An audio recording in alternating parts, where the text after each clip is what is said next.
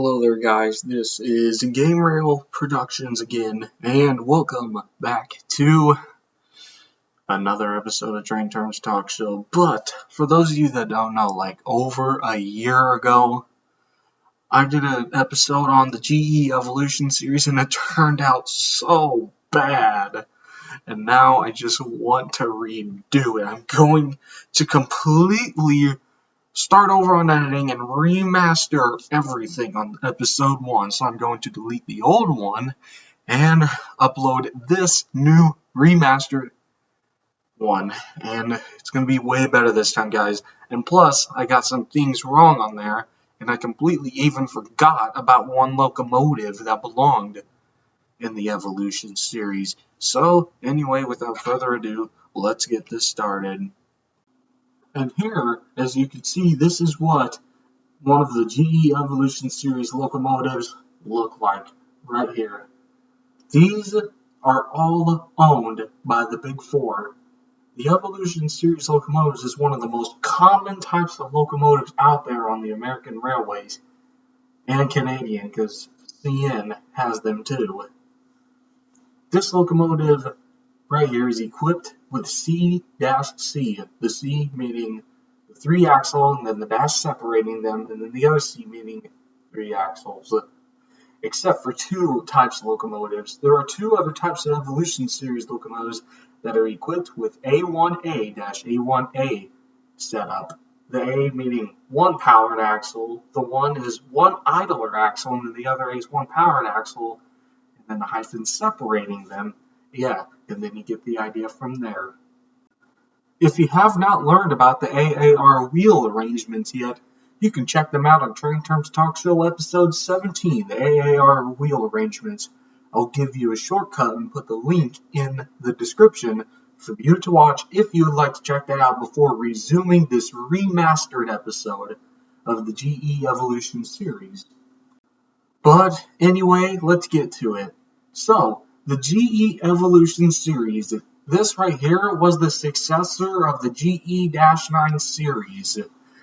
And if you also haven't learned about what the -9, -8, and -7s are, I will have those episodes in the link in the description below as well. But in 2002, this right here was the successor, and what you're seeing was the first model type of the Evolution series built. And this is called an ES44AC. The ES standing for Evolution series, the 44, 4,400 horsepower, and the AC, alternating current traction. And then, later on, in 2004, General Electric came out with another version of the ES44AC. There's actually no physical difference at all, and if there is, then it's like a really, really small difference. Some locomotives are just like that, but the difference is inside the locomotive. As a matter of fact, it is called a GE ES44DC. And this locomotive here is equipped with direct current traction, hensing what the DC stands for. Oh, and just to let you know, there is also a nickname for these Evolution series locomotives. They are called GEVOs.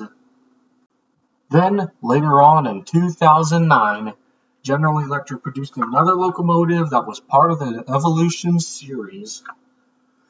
This locomotive is called the GE ES44C4. The ES is Evolution series, the 44, 4,400 horsepower. The C, meaning the locomotive has 6 axles, and the 4, meaning that there are 4 traction motors. I believe BNSF is the only customer that owns this kind of locomotive as well. And now here's another kind. This one actually has some physical differences you can see about right there. And this here is a Tier 4 version of the ES44AC. And this is called the GE ET44C4. ET Evolution Series Tier 4. The 44 is 4,400 horsepower, the C 6 axles, and the 4 traction motors. BNSF is also the only one that owns GE ET44C4 locomotives. By the way, the ES44C4 and the ET44C4 are the two kinds of units that are equipped with A1A-A1A axle wheel arrangements. Oh yeah, by the way, General Electric has not yet made a DC traction version of the ET44C4 and the ES44C4, and they probably will not ever make a DC traction version at all.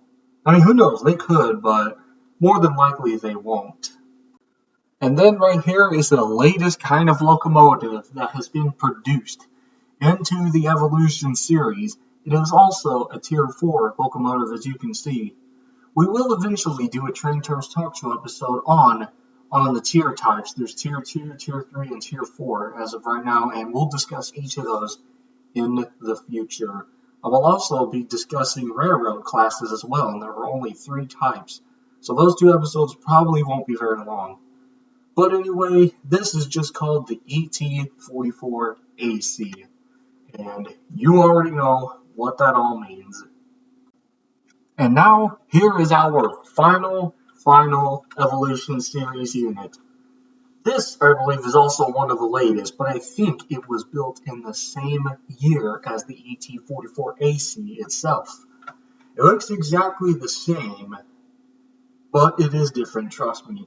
But to make it easier, CSX is the only railway that has this kind of Evolution series unit, and it's called the ET44AH. And the H meaning that it is heavy ballasted, because the ET44AH weighs more than an ET44AC.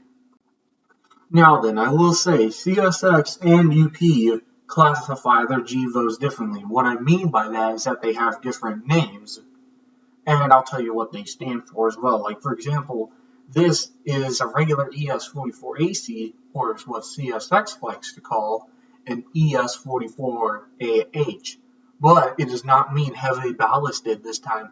But this time, the H actually stands for high tractive effort, in which we just did an episode of Tractive Force just like one day ago or something. Well, by the time this video gets uploaded, that other video will probably be a couple days old. And now right here, as you can see, another regular ES44AC.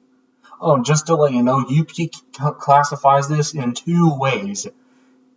And one of them is ES44AC-H, which is pretty much the same thing as an ES44AH, just letting you know on that. And they can also classify it as a C45ACCTE. The first C meaning the locomotive has its 6 axles. The 45 is the model series because the actual locomotive itself only has 4,400 horsepower. The AC meaning alternating current traction, and the CTE standing for continuous tractive effort.